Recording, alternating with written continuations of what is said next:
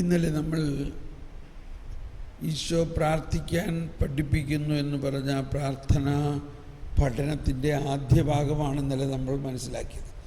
നീ പ്രാർത്ഥിക്കുമ്പോൾ നിൻ്റെ മുറിയിൽ കിടന്ന് കതകടച്ച് രഹസ്യത്തിൽ കാണുന്ന നിൻ്റെ പിതാവുമായി, അത് ഈശോ പഠിപ്പിച്ചു തന്നെയാണ്. ഇനി അതിനുശേഷമാണ് ഈശോ സ്വർഗസ്ഥനായ പിതാവേ എന്നുള്ള പ്രാർത്ഥന പഠിപ്പിച്ചത്. ഇതാണ് പ്രാർത്ഥനയുടെ മഹാരാജാവ് എന്ന് പറഞ്ഞാൽ പ്രാർത്ഥനയിലെ ഏറ്റവും വലിയ പ്രാർത്ഥന സ്വർഗസ്ഥനായ പിതാവേ എന്നുള്ള പ്രാർത്ഥനയാണെന്ന് നമുക്കറിയാം. സ്വർഗസ്ഥനായ പിതാവേ എന്നുള്ള പ്രാർത്ഥന ഏറ്റവും വലിയ പ്രാർത്ഥനയാണെന്നും കാറ്റക്കിസം എടുത്ത് വായിക്കുകയാണെങ്കിൽ നിങ്ങൾക്ക് ചിലപ്പോൾ ബോറടിക്കുന്നു. അതിൽ 88 സ്റ്റാൻസകൾ ഈ പ്രാർത്ഥനയെക്കുറിച്ചുണ്ട്. സ്വർഗസ്ഥനായ പിതാവേ പ്രാർത്ഥനയെക്കുറിച്ച് വേറെ ഒരു ടോപ്പിക്കിനെ കുറിച്ചും ഇത്രയും വിശദമായിട്ട് കാറ്റക്കിസത്തിൽ പഠിപ്പിക്കുന്നില്ല. ഞാനതിൻ്റെ സാരാംശം അല്പം അവതരിപ്പിക്കാൻ വിചാരിക്കുകയാണ്. പറയുമ്പോൾ നമ്മൾ ഇത്തിരി വിമർശനം ആണെന്ന് തോന്നും. കാരണം പലപ്പോഴും ഇത്രയും വിസ്മരണീയത നിറഞ്ഞ ഇത്രയും അനുഗ്രഹദായകമായ ആ പ്രാർത്ഥന, അതിനെ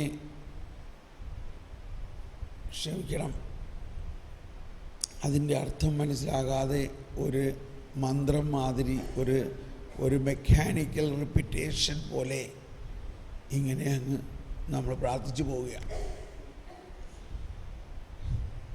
ഈ സ്വർഗസ്ഥനായ പിതാവിൻ്റെ പ്രാർത്ഥന തന്നെ ശരിക്കും മനസ്സിലായി പ്രാർത്ഥിക്കുകയാണെങ്കിൽ ലോകം നന്നാവും.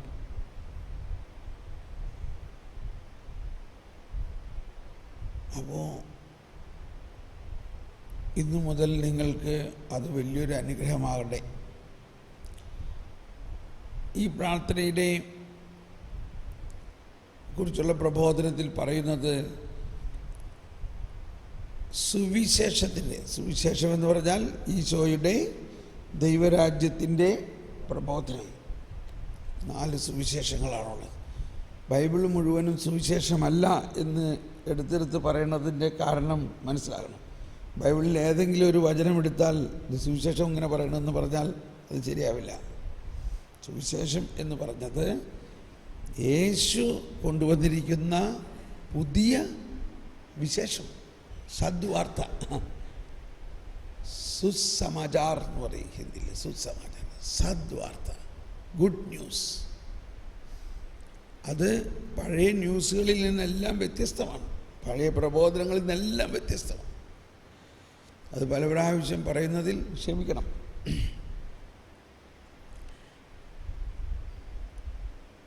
ഈ സുവിശേഷത്തിൻ്റെ മുഴുവനും സാരാംശമാണ് സ്വർഗസ്ഥനായ പിതാവേ എന്നുള്ള പ്രാർത്ഥന എന്നാണ് പഠിപ്പിക്കുന്നത്. It is a summary of the whole gospel. ദൈവരാജ്യത്തിൻ്റെ യേശു നൽകുന്ന പ്രബോധനങ്ങളുടെ മുഴുവനും സാരാംശം ഇതിലടങ്ങിയിരിക്കുന്നു.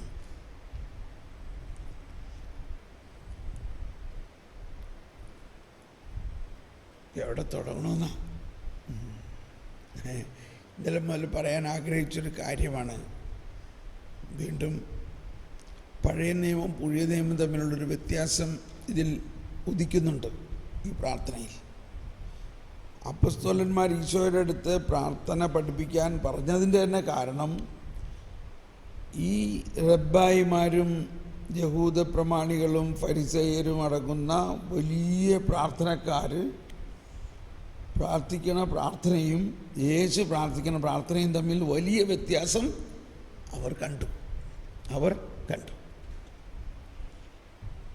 കാണാനുണ്ടായ കാരണം ഒന്ന് പ്രാർത്ഥനയുടെ ആ രീതി കണ്ടിട്ടുണ്ടാകാം, റിച്വൽ. മറ്റുള്ളവർ അതിനുവേണ്ടി വലിയ ഇതുകളും സന്നാഹങ്ങളും കെട്ടുമൊക്കെ കെട്ടി പല കാര്യങ്ങളൊക്കെ നടത്തി ഭയങ്കര റിച്വലിസ്റ്റിക് ആയിട്ടാണ്. എന്നാൽ യേശു ഇതൊന്നും ഇല്ലാണ്ടൊരു വിജനപ്രദേശത്ത് പോയിരുന്ന് ഇങ്ങനെ പ്രാർത്ഥിക്കണം. മാത്രമല്ല, യേശു പ്രാർത്ഥിച്ചുകൊണ്ടിരിക്കുന്ന സമയത്ത് പലതരത്തിൽ യേശുവിൻ്റെ മുഖഭാവങ്ങൾ മാറുന്നു. ചിലപ്പോൾ യേശു പൊങ്ങിപ്പോകാനും സാധ്യതയൊക്കെ ഉണ്ട്. പല വിശുദ്ധന്മാരും പ്രാർത്ഥിച്ചുകൊണ്ടിരിക്കുമ്പോൾ ഇങ്ങനെ പൊങ്ങിപ്പോയിട്ടുണ്ട്. മാത്രമല്ല, പ്രാർത്ഥന കഴിഞ്ഞ് യേശു ഇങ്ങോട്ട് ഇറങ്ങിക്കഴിഞ്ഞാൽ ജനം മുഴുവൻ യേശുവിൻ്റെ അടുത്ത് വരുന്നു. യേശു അവരോടൊന്നും ദേഷ്യപ്പെടുന്നില്ല. യേശു അവരോടെല്ലാം വളരെ സ്നേഹത്തിൽ.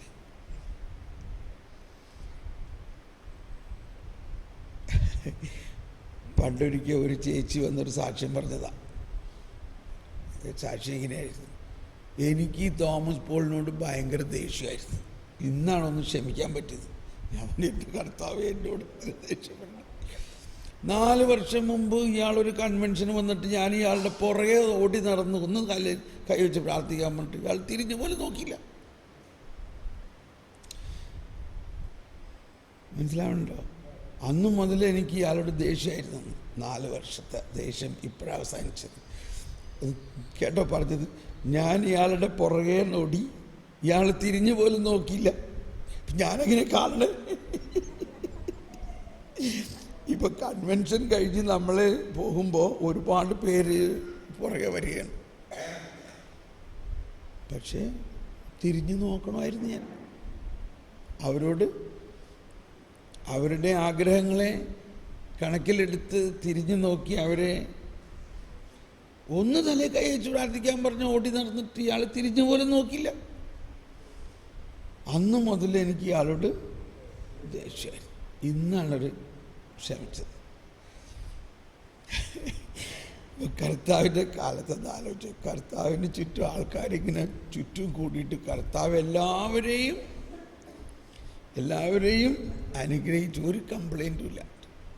കംപ്ലൈൻറ്റ് ആർക്കാ ഉള്ളത്? ഒരു കൂട്ടർക്ക് മാത്രമേ ഉള്ളൂ. ഇവിടെ പ്രശ്നമൊന്നുമില്ല. ഞാൻ ഫ്രാൻസിൽ പാരീസിൽ ധ്യാനിപ്പിച്ചുകൊണ്ടിരിക്കുമ്പോൾ ഈ ഫരിസേരെയും യൂദരെ കുറിച്ച് ഇത്രയൊക്കെ പറഞ്ഞല്ലോ. പക്ഷെ അതിൻ്റെ അകത്തൊരു ഫരിസേയ സ്ത്രീ ഉണ്ടായിരുന്നു. എന്ന് പറഞ്ഞാൽ ഫരിസേയ സമൂഹത്തിൽപ്പെട്ട. അവളിത് കഴിഞ്ഞിട്ട് വന്നിട്ട് പറയാണ്, whether I am a Pharisee, I am a daughter of a Pharisee. ഞാനൊരു ഫരിസേയൻ്റെ മകളാണ്. ഞാൻ പറഞ്ഞു, എന്നോട് ക്ഷമിക്കണം, എനിക്ക് കാര്യം മനസ്സിലാവുന്നുണ്ട്. അപ്പം അത് ബ്രദർ ഒന്ന് മനസ്സിലാക്കിയിരിക്കണം, നല്ലതാണ്. ഈ കേൾക്കുന്ന ആളുകളിൽ യഹൂദരും ഫരിസേയരും ഒക്കെ ഉണ്ടാവും. അപ്പോൾ എന്തായാലും മലയാളികളിൽ ആരും അങ്ങനെ ഫരിസേയ ഒറിജിനലിൽ വന്നിട്ടുണ്ടാവില്ല.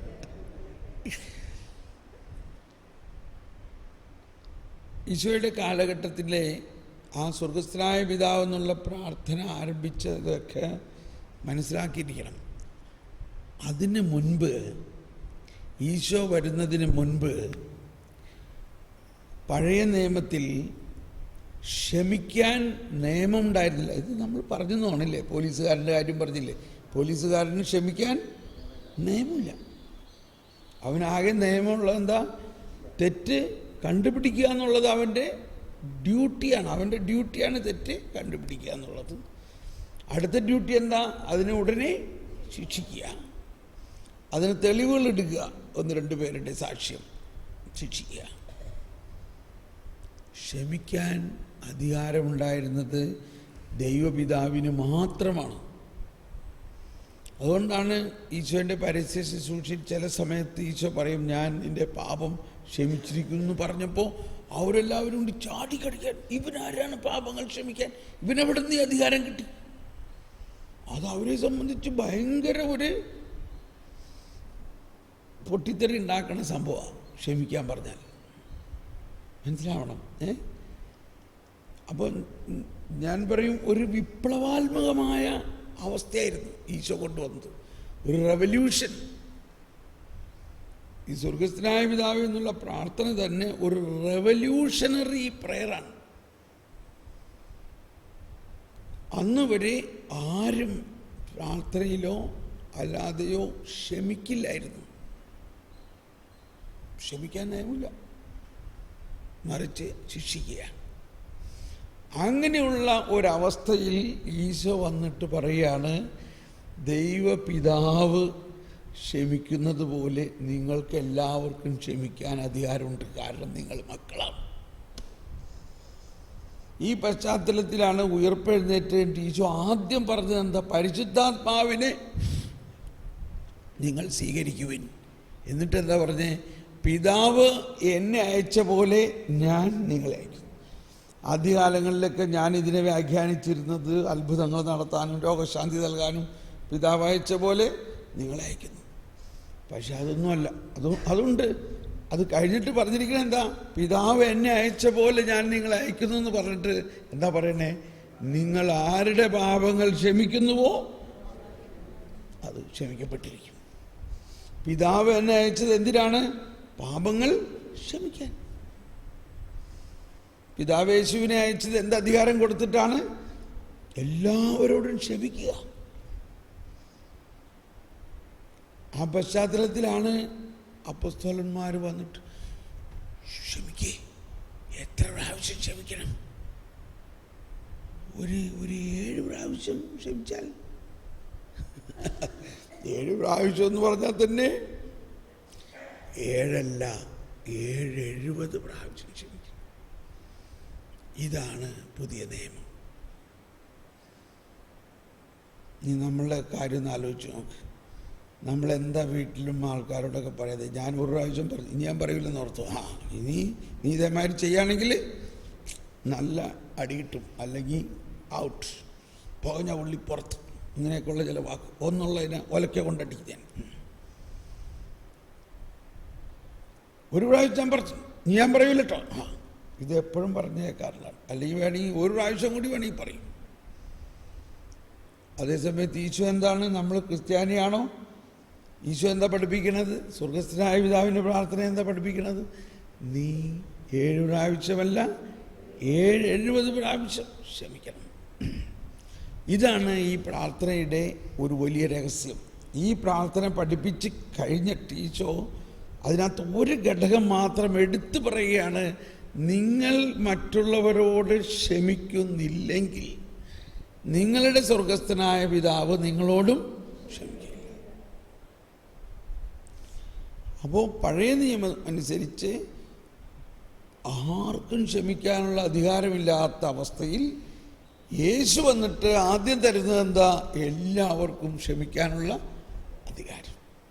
നിങ്ങളോട് തെറ്റ് ചെയ്തവരോട് നിങ്ങൾക്ക് തന്നെ ക്ഷമിക്കാം എന്ന് പറഞ്ഞ് ഞാൻ പറഞ്ഞില്ലേ, എല്ലാ പോലീസുകാർക്കും ഫൈൻ അടിക്കാനും അത് ഇളവ് ചെയ്ത് കൊടുക്കാനും ലൈസൻസ്. ക്ഷമിക്കാം.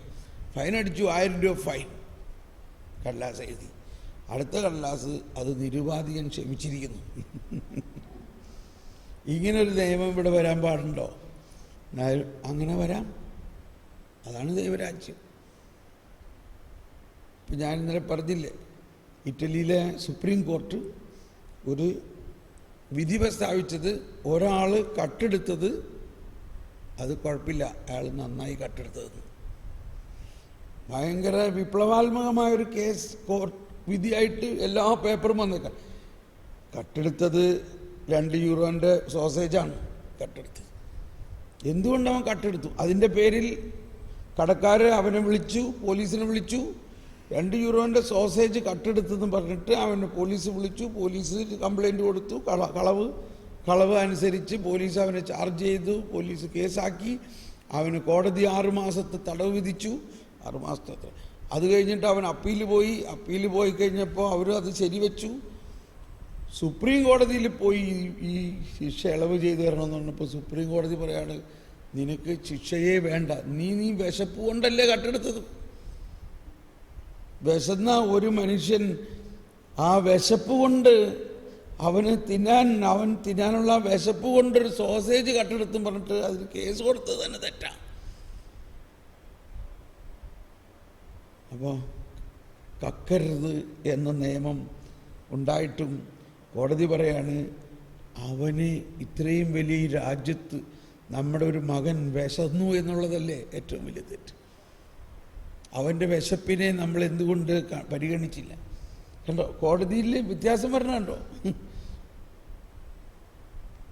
എനിവേ, അപ്പോൾ ദൈവരാജ്യ കേന്ദ്രീകൃതമായിട്ടുള്ള,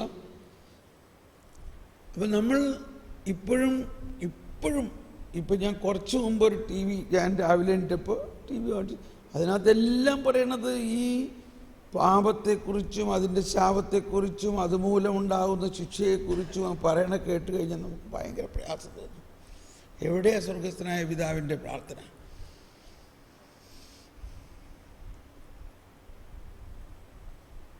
അപ്പോൾ ഇത് ഞാൻ പറഞ്ഞ് നിങ്ങൾക്ക് ബോറടിക്കണ്ടോ എന്ന് പറഞ്ഞാൽ, നമ്മളിപ്പോൾ തുടക്കം മുതലേ പരിസേനെ പറയണതില്ലേ, എന്നോട് ക്ഷമിക്കണം, എനിക്കറിഞ്ഞൂടാ, അതാണ് വരുന്നത് മുഴുവൻ. ഇപ്പോൾ സ്വർഗസ്ഥനായ പിതാവിൻ്റെ പ്രാർത്ഥനയിൽ എന്തുകൊണ്ടാണ് ഈശോ എടുത്തു പറയണത്? നിങ്ങൾ ക്ഷമിക്കുന്നില്ലെങ്കിൽ നിങ്ങളുടെ പാപങ്ങളും ക്ഷമിക്കപ്പെടില്ല എന്ന് പറഞ്ഞാൽ ഈശോ ഒരു പുതിയ വലിയൊരു കാര്യം കൊണ്ടുവരാണ്.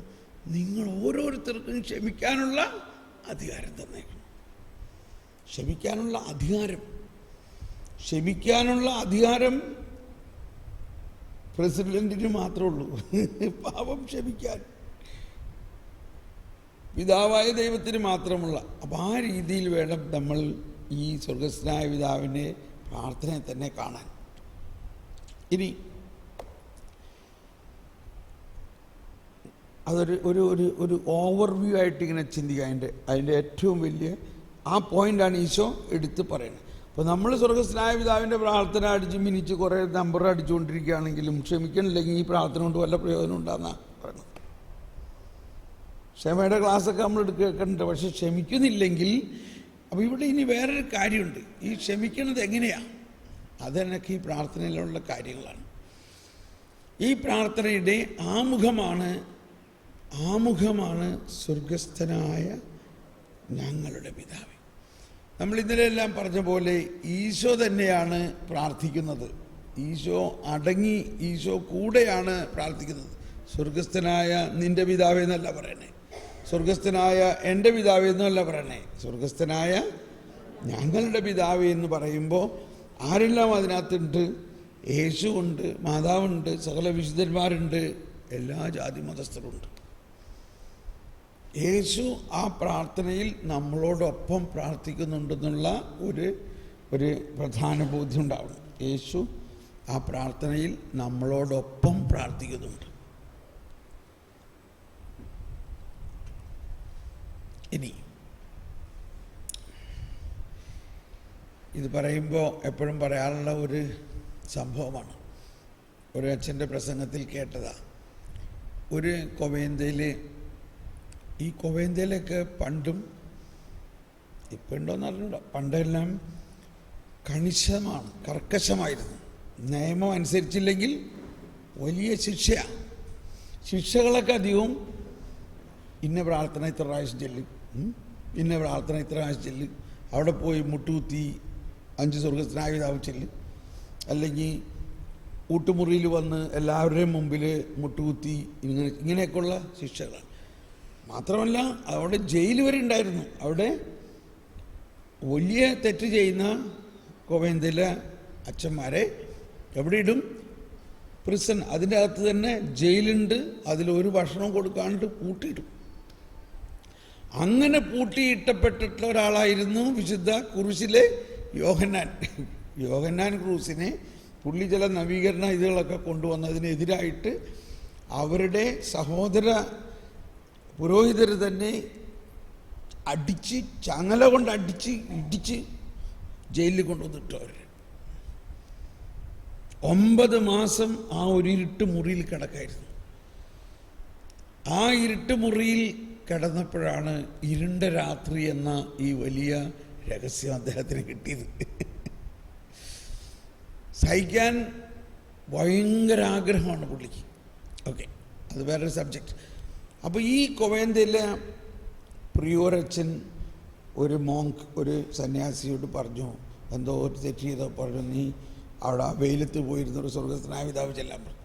അവിടെ ഇന്ന സ്ഥലത്ത് ഗ്രൗണ്ടിൻ്റെ നടുക്ക് പോയിരുന്നിട്ട് ഒരു സ്വർഗസ്ഥനായ പിതാവ് ചെല്ലാൻ പറഞ്ഞു. പോയി. ഇയാൾ ഉച്ചയായിട്ട് കാണാനില്ല, മടങ്ങി വന്നില്ല. ഉച്ചയൂണിൻ്റെ നേരത്ത് നോക്കിയിട്ട് ഇല്ല, വൈകുന്നേരം കാപ്പിയുടെ നേരത്ത് കാണാനില്ല, അത്താഴത്തിൻ്റെ നേരത്ത് ഇയാൾ കാണാനില്ല.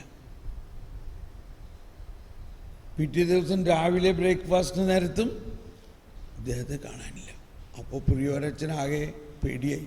ഒരു ശിക്ഷ കൊടുത്തപ്പോഴേക്കും ആൾ വഴക്കടിച്ച് പോയോ. അപ്പോൾ വേറൊരു സന്യാസിയെ അയച്ചു അദ്ദേഹം എവിടെയാണെന്ന് കണ്ടുപിടിക്കാൻ. ആ സന്യാസി അന്വേഷിച്ചപ്പോൾ ആളവിടെ തന്നെ ഇരിക്കുക.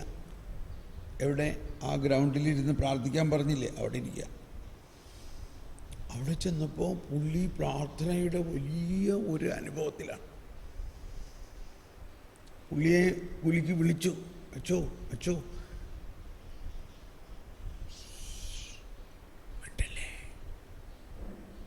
എന്നോട് സ്വർഗസ്ഥനായ പിതാവേ എന്നുള്ള പ്രാർത്ഥന ചെല്ലാൻ പറഞ്ഞു. പക്ഷെ ഞാൻ അതിൻ്റെ ആദ്യത്തെ ഒരു സ്റ്റെപ്പിലേ എത്തിയിട്ടുള്ളൂ. ഓ, ആ സ്വർഗസ്ഥനായ പിതാവ് എന്തോ ഒരു വാത്സല്യമാണ്.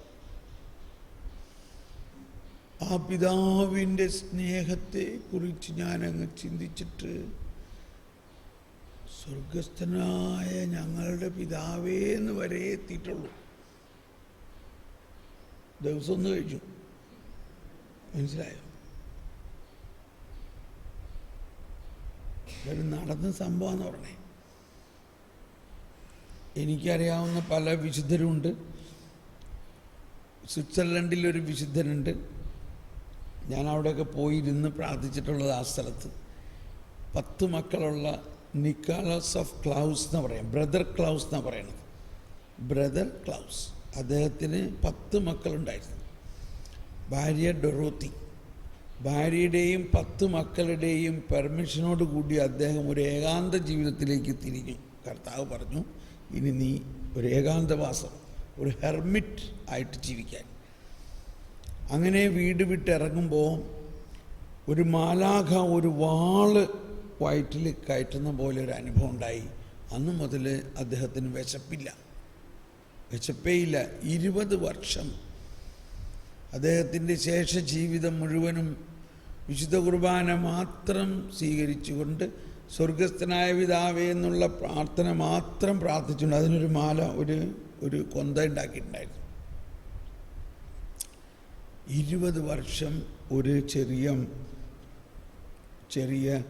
എന്താ പറയുക, ചെറിയ ഗുഹയല്ല,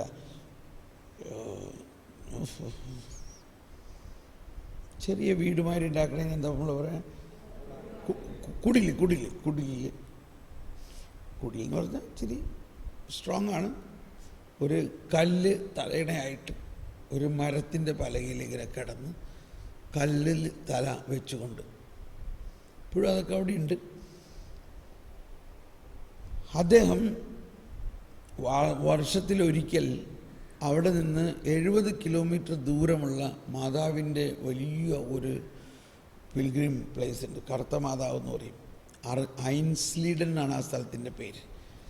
ഐൻസ്ലീഡനിലേക്ക് കാൽനടയായിട്ട് ഒരു തീർത്ഥാടനം നടന്നു.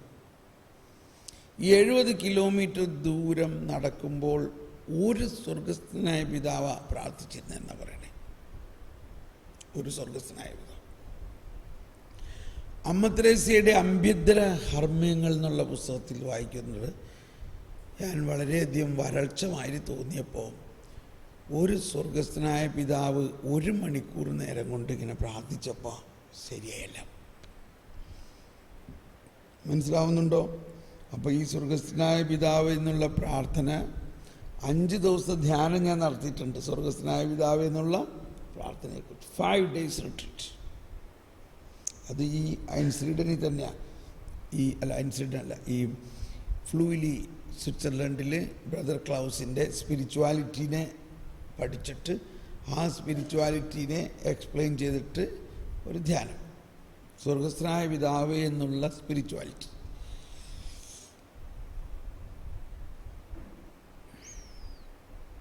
ഇപ്പോൾ ഒന്ന് ആലോചിച്ച് നോക്കി.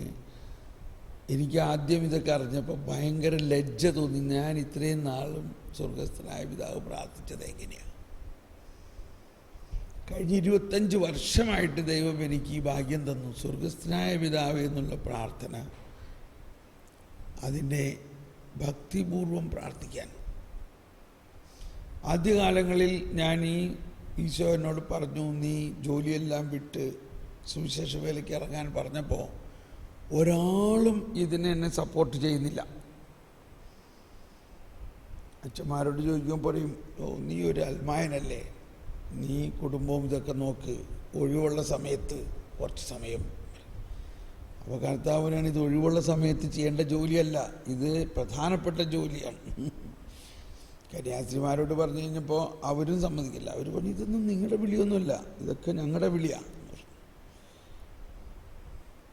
ഞാനിപ്പോൾ അവരെ കുറ്റം പറയല്ല, ഉള്ള കാര്യം പറയാണ്. നമ്മൾക്കും ഇതൊന്നും കർത്താവ്, പിന്നെ ഞാൻ എന്ത് ചെയ്യണം? അപ്പോഴോ ഈ സ്വർഗസ്ഥനായ പിതാവിൻ്റെ പ്രാർത്ഥന ഞാനിങ്ങനെ പ്രാർത്ഥിക്കുമ്പോൾ അങ്ങയുടെ ഹിതം എന്ന് പറയുമ്പോൾ എൻ്റെ ഉള്ളിൽ ഒരു വാക്കുകൂടി പറയണം, എൻ്റെ ഹിതമല്ല, എൻ്റെ ഹിതമല്ല, അങ്ങയുടെ ഹിതമാണെങ്കിൽ മാത്രം ഇത് നടത്താൻ മതി. അങ്ങനെ സ്വർഗസ്ഥനായ പിതാവിൻ്റെ പ്രാർത്ഥന എൻ്റെ ഹിതമല്ല എന്നുള്ളൊരു വാക്ക് ഞാൻ അതിൻ്റെ ഇടയിൽ ചേർത്ത് ഇങ്ങനെ പ്രാർത്ഥിക്കുമായിരുന്നു. അപ്പോൾ എല്ലാം ശരിയായി. കർത്താവ് എന്നെ അങ്ങ് നടത്താൻ തുടങ്ങി.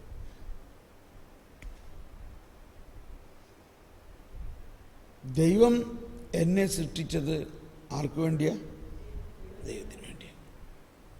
ഇത് വലിയൊരു ബോധ്യം അന്നേ കിട്ടിയത്. God created me for God. ഇനി ദൈവം തന്നെ എന്നെ തോളിലേറ്റിക്കൊണ്ട് നടക്കും. തോളിലേറ്റിക്കൊണ്ട് നടക്കും, കൈപിടിച്ചല്ല, തോളിലേറ്റിക്കൊണ്ട് നടക്കും. ആ ഒരു പിതാവും പുത്രബന്ധമാണ് ഈ സ്വർഗസ്ഥനായ പിതാവ് എന്നുള്ള പ്രാർത്ഥനയുടെ വിഷയം.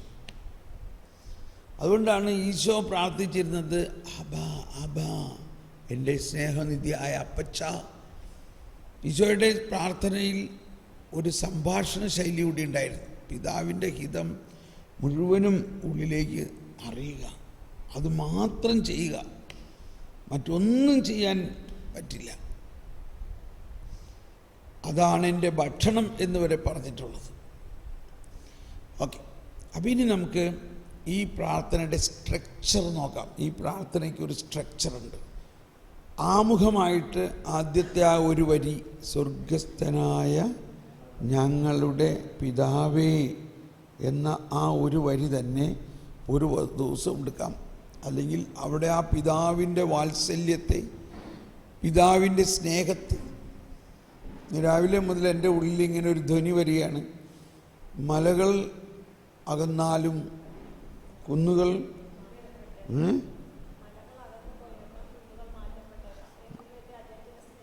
എങ്കിലും നിന്നോടുള്ള എൻ്റെ സ്നേഹം അചഞ്ചലമായി. ഇതെവിടെ എഴുതിയേക്കണേ? ഏഷ്യ എവിടെയാ? ഏഷ്യ 55:10. അപ്പം അതിൻ്റെ അർത്ഥം 53 കഴിഞ്ഞിട്ടല്ലേ? മനസ്സിലാവുന്നുണ്ടോ? ഇന്നലെ ചേച്ചി പറഞ്ഞില്ലേ, പെട്ടെന്ന് ഓരോ വചനം എടുത്തിട്ട് അവിടെ അങ്ങനെ എഴുതിയേക്കണം. എന്തെന്ന് എഴുതിയേക്കണം? നിൻ്റെ പാപം നിന്നെ എന്നിൽ നിന്നും അകറ്റി. അത് 54-ലാണ്, അല്ലെങ്കിൽ 59-ലല്ലേ? 59-ലാണ്. അപ്പോൾ നമ്മൾ മനസ്സിലാക്കേണ്ടത്, ദൈവം പിതാവിൻ്റെ ഓമന മക്കളായ നമ്മളെ എന്തെല്ലാം ഉണ്ടായാലും ആ സ്നേഹം അചഞ്ചലമാണ്. അതാണ് മലകൾ അകന്നേക്കാം എന്ന് പറഞ്ഞത്. പിതാവിൻ്റെ നമ്മളോടുള്ള സ്നേഹത്തിന് യാതൊരു മാറ്റം ഉണ്ടാവില്ല. ഇത് നിങ്ങൾ സമ്മതിക്കണുണ്ടോ? നമ്മൾ വലിയ പാപിയാണെങ്കിലും പിതാവ് നമ്മളെ സ്നേഹിക്കുന്നുണ്ടോ? അവിടെ അങ്ങനെ പറഞ്ഞേക്കണം, ഇവിടെ ഇങ്ങനെ പറഞ്ഞേക്കണം, ഇവിടെ ഇങ്ങനെ. ഈ ഒരു അടിസ്ഥാനത്തിലായിരിക്കണം ബൈബിൾ മുഴുവനും വ്യാഖ്യാനിക്കേണ്ടത്. ഏതടിസ്ഥാനത്തിൽ? ദൈവം സ്നേഹം മാത്രമാണ്, സ്നേഹനിധിയായ അപ്പോൾ ഞാനങ്ങനെ എവിടെയെങ്കിലും ഒരു വചനം എന്ന് പറയുമ്പോൾ അതങ്ങനെ പറഞ്ഞാൽ ശരിയാവില്ലല്ലോ, അതിന് വേറെ എന്തെങ്കിലും വ്യാഖ്യാനം ഉണ്ടാവും. കാരണം ദൈവം സ്നേഹമാണ്, അതിനൊരു മാറ്റമില്ല. മനസ്സിലാവുന്നുണ്ടോ? അതിന് മാറ്റമില്ല.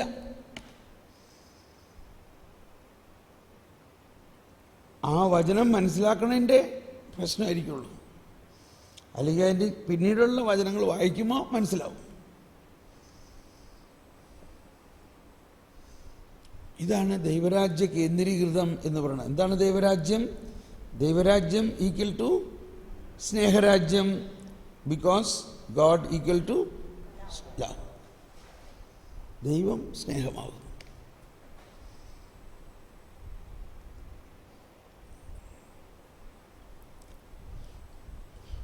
അപ്പോൾ സ്വർഗസ്ഥനായ ഞങ്ങളുടെ പിതാവേ എന്ന് നമ്മൾ പ്രാർത്ഥിക്കുമ്പോൾ അതിന് രണ്ട് വശമുണ്ട്. ഒരു നാണയത്തിന് രണ്ട് വശമുള്ള പോലെ, ഒന്ന് പിതാവിൻ്റെ വശം, മറ്റേ വശം പുത്രൻ്റെ വശം. അപ്പോൾ സ്വർഗസ്ഥനായ ഞങ്ങളുടെ പിതാവേ എന്ന് നമ്മൾ പിതാവിനെ നോക്കുമ്പോൾ തന്നെ നമ്മൾ പിതാവ് എങ്ങനെയാണ് നമ്മളെ നോക്കണമെന്നും കൂടി മനസ്സിലാക്കണം. നമ്മൾ ആരാ? പിതാവിൻ്റെ മക്കളാണ്, വാത്സല്യ മക്കളാണ്. പിതാവ് തോളിലെടുത്ത് ഉമ്മ വയ്ക്കുന്ന, കെട്ടിപ്പിടിക്കുന്ന ആ വാത്സല്യ മക്കളാണ്. ആ വാത്സല്യം നമുക്ക് അനുഭവമാകണം. അവിടുത്തെ വാത്സല്യം എന്നെ വലിയവനാക്കി. അവിടുത്തെ വാത്സല്യം എന്ന് പറഞ്ഞ എല്ലാവരും അവിടുത്തെ വാത്സല്യം. ആ വാക്കൊന്ന് പല പ്രാവശ്യമൊന്നും പറയും. ഈ വാക്ക് കേട്ടിട്ട് എന്തോരം നാളായില്ലേ? അവിടുത്തെ വാത്സല്യം. ഒന്നുകൂടി പറഞ്ഞേ, വാത്സല്യം. ഈ വാക്ക് ഈ ഇടയ്ക്ക് കേൾക്കാറുണ്ട് എവിടെയെങ്കിലുമൊക്കെ. അവിടുത്തെ വാത്സല്യം. അപ്പോൾ ദൈവം കുഞ്ഞുങ്ങളായ നമ്മളോട് അവിടുത്തെ വാത്സല്യത്തോടെയാണ് കാണുന്നത്. അപ്പോൾ സ്വർഗസ്ഥനായ ഞങ്ങളുടെ പിതാവേ എന്ന് പറയുമ്പോൾ ഒന്ന് ആ പിതാവിനെ കാണുന്നു, രണ്ട് ആ പിതാവ് എങ്ങനെ കുഞ്ഞിനെ കാണുന്നുവോ അങ്ങനെ നമ്മളെ തന്നെ കാണണം. ഇപ്പോൾ ഞാൻ പറഞ്ഞില്ലേ, ഒരു സമയത്ത് ഒരു സഹോദരി പറഞ്ഞു, നിന്നെപ്പോലെ നിൻ്റെ അയൽക്കാരനെ സ്നേഹിക്കുക. എന്നെ തന്നെ എനിക്ക് സ്നേഹിക്കാൻ പറ്റില്ല, പിന്നെ എങ്ങനെ എൻ്റെ അയൽക്കാരെ സ്നേഹിക്കണേ? നല്ല പോയിൻ്റാണ്. ഞാൻ പറഞ്ഞു, യു ആർ റൈറ്റ്. അപ്പം നിനക്ക് എന്ത് ചെയ്യണം? ആദ്യം നീ നിന്നെ തന്നെ സ്നേഹിക്കാൻ പഠിക്കണം. എന്ന് പറഞ്ഞാൽ എന്താ അർത്ഥം? അതൊരു സ്വാർത്ഥതയായിട്ടല്ല, നീ ആരാ എന്ന് മനസ്സിലാക്കണം. നീ പിതാവിൻ്റെ വാത്സല്യ ഭാചനമാണെന്നും നിന്നെ പിതാവായ ദൈവം സൃഷ്ടിച്ചത് ഒരു വ്യക്തിയായിട്ട്, കുരങ്ങിൽ നിന്നല്ല മനുഷ്യനുണ്ടായത്. അത് പറഞ്ഞോ നമ്മൾ? ആ പോയിന്റ് പറഞ്ഞില്ല. ഇപ്പം ഡാർവിൻ സിദ്ധാന്തമൊക്കെ നമ്മൾ പഠിക്കണമല്ലേ? അപ്പോൾ അതും ഇതുമായിട്ട് എങ്ങനെയാണ്? ബൈബിളിൽ പറയുന്നത് ദൈവം മനുഷ്യനെ ഇങ്ങനെ സൃഷ്ടിച്ചു, ഡാർവിൻ പറയുന്നത് കുരങ്ങിൽ നിന്നുണ്ടായതാണ്. അപ്പോൾ അതിനൊറ്റ പോയിൻ്റേ ഉള്ളൂ. മനുഷ്യൻ ആരാണ്? മനുഷ്യനൊരു വ്യക്തിയാണ്. മനുഷ്യനെ ദൈവം തൻ്റെ ഛായയിൽ സൃഷ്ടിച്ചു എന്ന് പറഞ്ഞാൽ എന്താ അർത്ഥം? ഛായ എന്ന് പറഞ്ഞാൽ, ഛായ എന്ന് പറഞ്ഞാൽ എന്താ അർത്ഥം? അതേപോലെ എന്ന് പറഞ്ഞാൽ എന്താ അർത്ഥം? ദൈവം എങ്ങനെയായിരിക്കണേ? ദൈവത്തിൻ്റെ ഛായ എന്ന് പറഞ്ഞാൽ എന്താ? സ്നേഹം ഒരു ഛായ എന്ന് പറയില്ല. സ്നേഹം ഒരു എമോഷനല്ലേ? ആകൃതി എന്താ? രൂപം. ദൈവത്തിൻ്റെ, ദൈവം രൂപമില്ലാത്ത ആളല്ലേ? ദൈവത്തിന് എവിടെ രൂപം? ഞാൻ ഉത്തരം പല പ്രാവശ്യം പറഞ്ഞു കഴിഞ്ഞതാ, എന്നിട്ടും നിങ്ങൾക്ക് പിടികിട്ടിയില്ല. ഞാനിപ്പോൾ തന്നെ പല പ്രാവശ്യം പറഞ്ഞു കഴിഞ്ഞു അതിൻ്റെ ഉത്തരം. ദൈവം ഒരു വ്യക്തിയാണ്. ദൈവം ആരാണ്? ഒരാളാണ്. ദൈവം ആരാണ്? അതാണ് നമ്മൾ ദൈവത്തിൽ 3 ആളുകളുണ്ടെന്ന് പറയുന്നത്. 3 persons. ഈ പേഴ്സണാലിറ്റി എന്ന് പറയുന്ന ഒന്ന് വ്യക്തിത്വം. Man is A person. ഇതിനെ മനസ്സിലാക്കാൻ ദൈവം ആനേനെ സൃഷ്ടിച്ചുല്ലേ? നല്ല ആന, നല്ല ചന്തമുണ്ട്. പക്ഷെ ഈ ആന ഒരു പേഴ്സണാണോ? ആന ഒരു വ്യക്തിയാണോ? ഏത് കുട്ടികളോട് ചോദിച്ചാലും പറയില്ലേ, ഈ ആന, പട്ടി, പൂച്ച, തവള, മയില്, മീൻ, നല്ല പശു, ഇതൊക്കെ വ്യക്തിയാണോ? എന്തിനു പറയണു? ഇത്രയും വലിയ തെങ്ങും പ്ലാവും വ്യക്തിയാണോ? ഇത്രയും വലിയ സൂര്യനും ചന്ദ്രനും വ്യക്തികളാണോ? അപ്പോൾ ഈ പ്രപഞ്ചത്തിൽ ദൈവം സൃഷ്ടിച്ചതിൽ മനുഷ്യൻ മാത്രമേ ദൈവത്തിൻ്റെ ആ വ്യക്തിത്വം നൽകിയിട്ടുള്ളൂ. Praise the Lord. ഇപ്പോൾ മനസ്സിലായോ? തൻ്റെ ഛായയിലും സാദൃശ്യം. എന്താ സാദൃശ്യം എന്ന് പറഞ്ഞാൽ? സാദൃശ്യം എന്ന് പറഞ്ഞാൽ എന്താ? ഛായ എന്ന് പറഞ്ഞാൽ മനസ്സിലായി. ഇതാണ് ഛായ. ഇതിനെ CCC 357 എന്ന് എഴുതിക്കോ.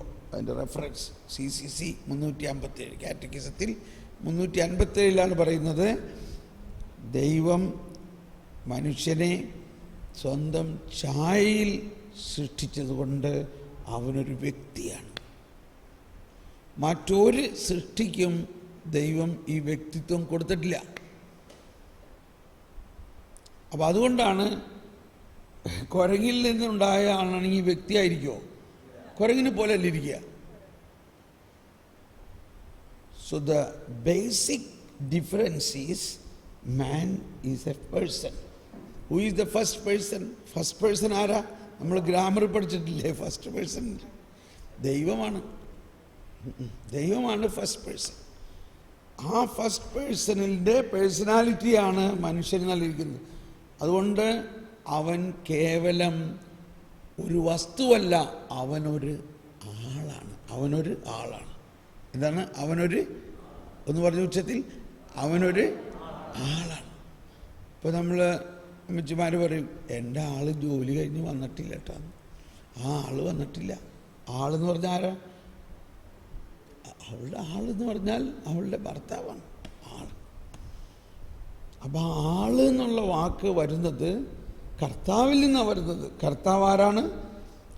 ദൈവം ഒന്നാണ്, എന്നാൽ ഒരു ദൈവത്തിൽ 3 ആളുകളുണ്ട്. 3 പേഴ്സൺസ്. ഇനി എന്താണ് ഛായ? സാദൃശ്യം. സാദൃശ്യം എന്ന് പറഞ്ഞാൽ